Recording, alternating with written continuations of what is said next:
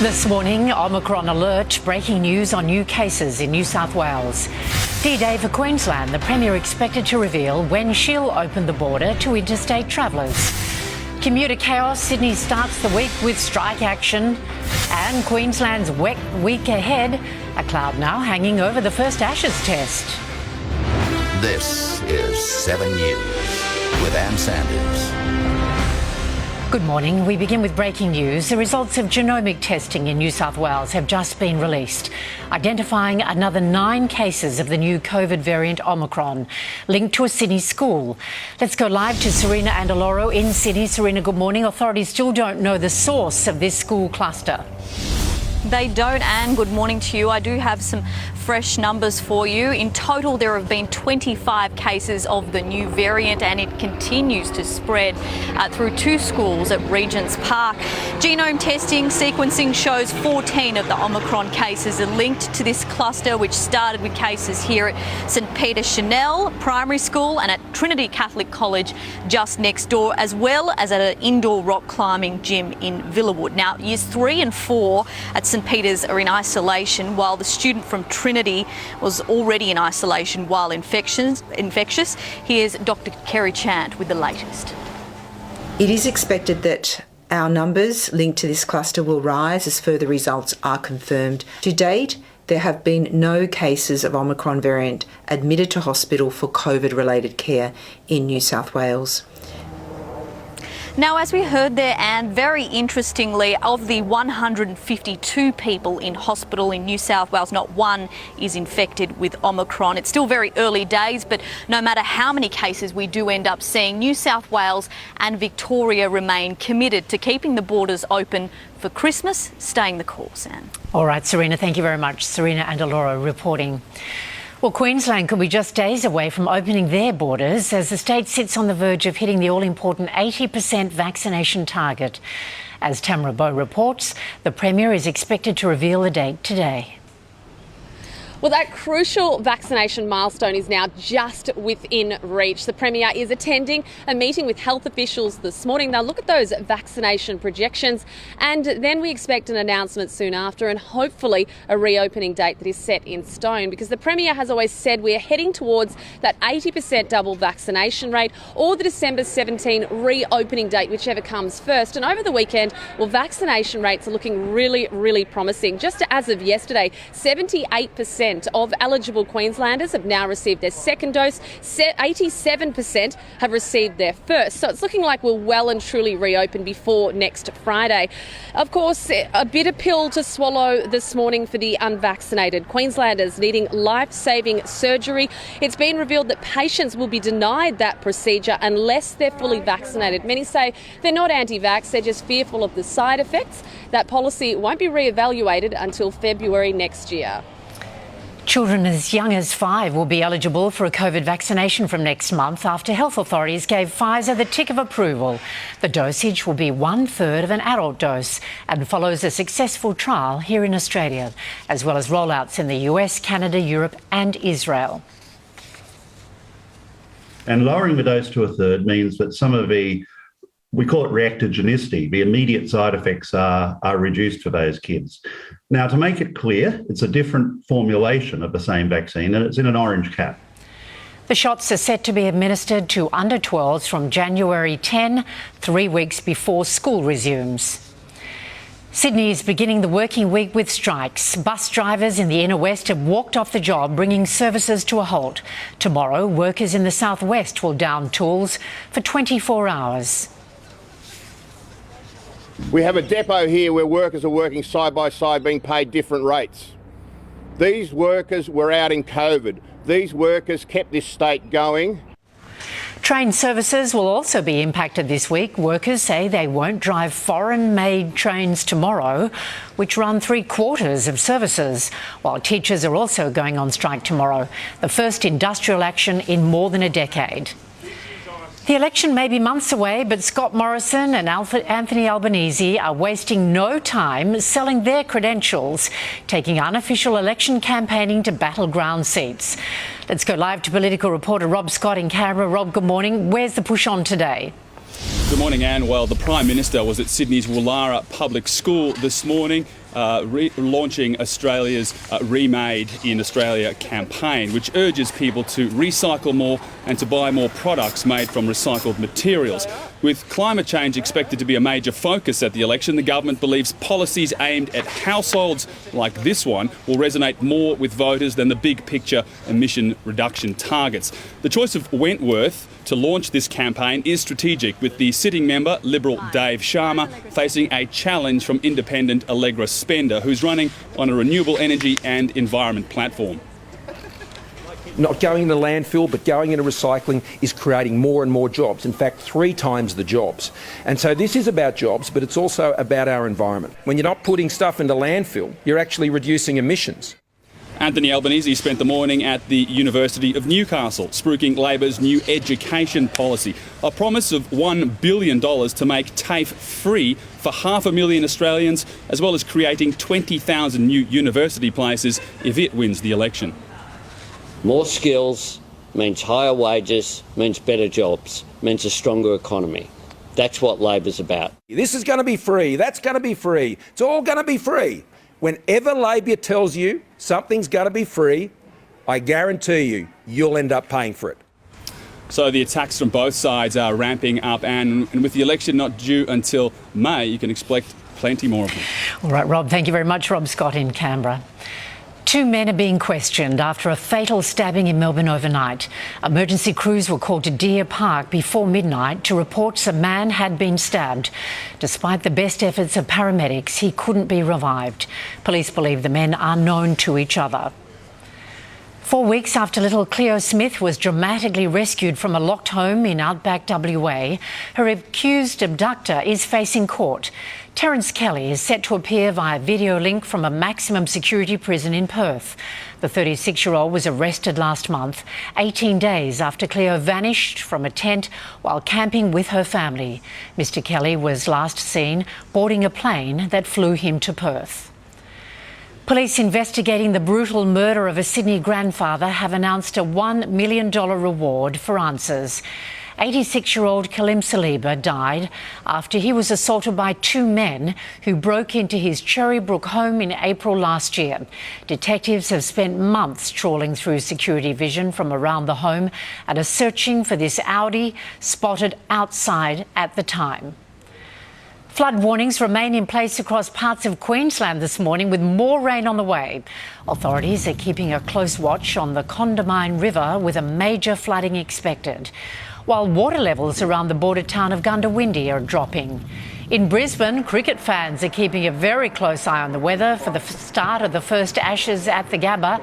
Showers and thunderstorms are forecast all week, with Wednesday tipped to be the wettest day.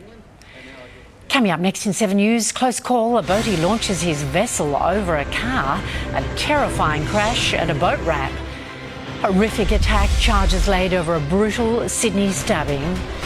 And William's emotional interview, the Royal revealing his favourite memories of his mum. That's next.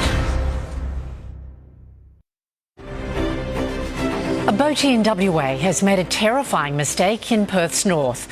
While coming into dock, he hit the throttle, launching the vessel over a trailer and car. People were sent scrambling as the boat crash landed. Incredibly, no one was injured. A Queensland man will face court this morning, charged over the death of a 3-year-old girl.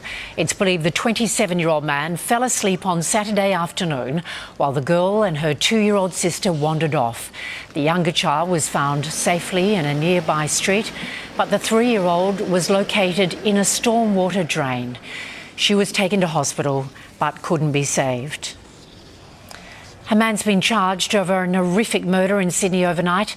As Isabel Mullen reports, a woman died after being ambushed as she walked home. Well, the 24-year-old will face court this morning charged with murder, accused of stabbing an elderly woman to death on her way home from the Riverwood shops. Mahmoud Elata is accused of stabbing a 67-year-old multiple times in her torso and back outside a Riverwood unit block at around 7 o'clock last night. Paramedics tried to save her, but she died at the scene. Unfortunately, this does appear to be a random attack. It is very terrifying, and and tragic. This lady was on a walking frame, returning from the Riverwood shops to her home address. Extremely tragic circumstances. I feel a bit just unsafe. I've lived here for 2 years and I haven't had any issues. That's pretty crazy. Elliter was then arrested on Kentucky Road in Riverwood, where a second crime scene was set up. Taken to Campsie Police Station, he was charged with murder. Refused bail, he'll face court today. 3 skiers have been killed and 2 others injured in an avalanche in central Austria. A 200-metre wide slab of snow roared down the mountain, burying the ground. Some were able to pull themselves to safety, but 3 people were trapped and could not be saved. Rescuers are racing to find survivors on Indonesia's island of Java after a volcanic eruption. The death toll has risen to 14, while more than 50 others are injured. Homes have been swallowed by thick mud. Residents have spent the night crammed into temporary shelters with supplies running low. The Pope has condemned the way European countries treat migrants, calling it a shipwreck of civilization. Pope Francis was speaking on the Greek island of Lesbos, where refugees welcomed him with open arms, lining up behind a guardrail. He's expected to help some people relocate and find a permanent home in Italy. An American group called the Dancing Grannies has made a return to marching 2 weeks after the parade tragedy in Wisconsin. Walking arm in arm, the women honoured their 4 friends killed when a driver mowed them down. They wore matching bedazzled sweatshirts with the names of their fallen and held a sign high, marching in a Christmas parade. Prince William is taking fans on a walk down memory lane, joining up with Apple's fitness app to launch a special podcast episode. The 39-year-old tearfully recalled memories of his brother Prince Harry and late mother Princess Diana. Tegan Dolling has more from London. Well, Prince William has been incredibly frank and honest. It's a remarkable insight into his life. He's put this monologue together, a 38-minute monologue, as part of a series for Apple. There is a lot of light and shade in the monologue. He speaks about his depression after witnessing the aftermath of an accident. He was a pilot with the air ambulance. He also laughs off an encounter that he had with Taylor Swift, where he was pulled on stage at a fundraiser and sung Living on a Prayer with Bon Jovi. Now, he touches on a lot of precious memories with his family, in particular his mother, and he speaks about how music has been such a huge part of his life. However, some of his favourite songs are a little bit surprising. Still quite enjoy, secretly, is Tina Turner's To the Best, because sitting in the back seat, singing away, it felt like a real family moment. My mother, she'd be driving along, singing at the top of her voice. And we'd even get the policeman in the car, he'd be occasionally singing along as well. Now, he also wakes his family up to AC/DC's Thunderstruck. He's spoken about how he's not too much of a morning person, but that song seems to get his family up and about in the morning. And his love for music has definitely been passed down to Princess Charlotte. She likes to dance around the kitchen listening to Shakira. Now, Apple will be donating a 6-figure sum to charity Lifeline because Prince William has taken part. And you'll be able to download the monologue tomorrow morning on Apple. Thanks, Tegan. Let's check the financial markets now. The ASX opened the week slightly higher, but is now currently trading 21 points lower. The Australian dollar is down. 1 Australian dollar is buying 70.12 US cents, 79.2 Japanese yen, and $1.03 New Zealand. Next in 7 News, we'll have sport with Jackie Felgate, including Perth's audacious attempt to swap an Ashes test. Sam Kerr stars in the FA Cup final, and the Formula One World Championship goes down to the wire on a chaotic night in Saudi Arabia. Good morning. Cricket Australia is set to announce the 5th Ashes test in Perth will be moved due to Western Australia's hard border rules. But the state government has launched an audacious bid to avoid a second straight summer without a test, offering to swap dates with the second test in Adelaide. This would avoid the border issues as both teams and broadcast staff would come from Brisbane and avoid quarantine, something they would face if the match remained after the Sydney test. But the first test begins on Wednesday at the Gabba, live on 7. The Big Bash opener was a horror show for the Melbourne Stars. A big ball There's the sound off that bat. That is massive. That's up on the roof. A brutal 83 by Josh Philippe and unbeaten 76 from Moses Enriques led the Sydney Sixers to their highest ever total, 4 for 213. With the bat, the Stars were even worse. Bowled Ange Postecoglou plenty to smile about, scoring a wonder goal for Celtic. Tapas! Oh! Sean Rogic with a stunner to set the tone for Ange and Celtic. The 3-0 win over Dundee United leaves the Hoops 4 points off top-placed Rangers. Back in England, Sam Kerr was back to her best. The Matildas skipper scored twice in Chelsea Women's FA Cup final win over Arsenal, and her second was a beauty. Kerr for 3. Oh, my word! What an unbelievable goal from Sam Kerr. World class. Indeed, the 3-0 win gave the Blues their third trophy of the season.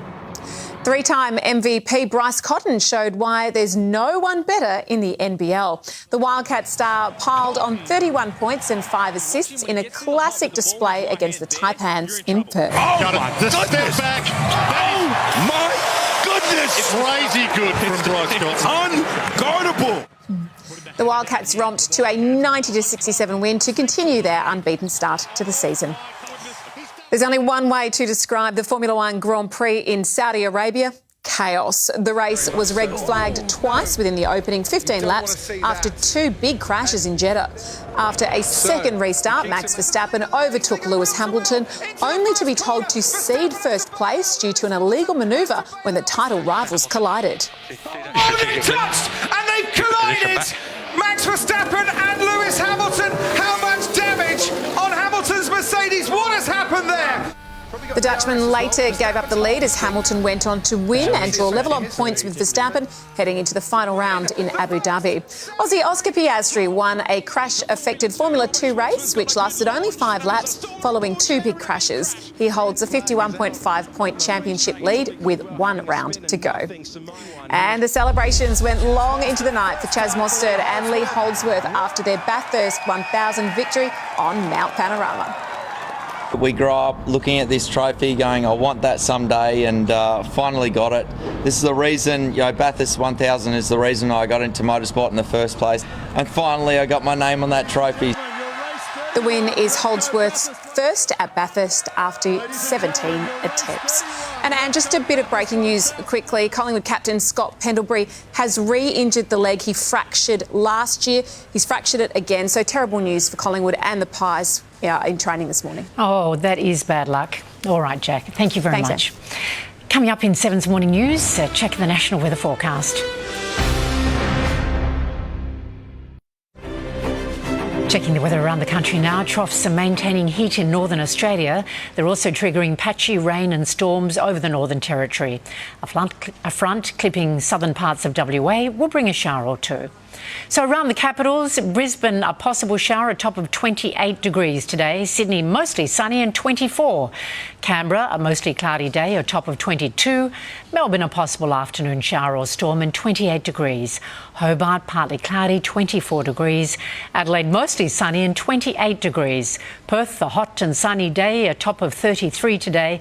And for Darwin, a shower or two, a possible storm, 34 degrees. That's 7 News to now. We'll keep you up to date throughout the day. Our next major bulletin is at 4 p.m. I'm Ann Sanders. Thanks for your company. Have a lovely day. Bye for now.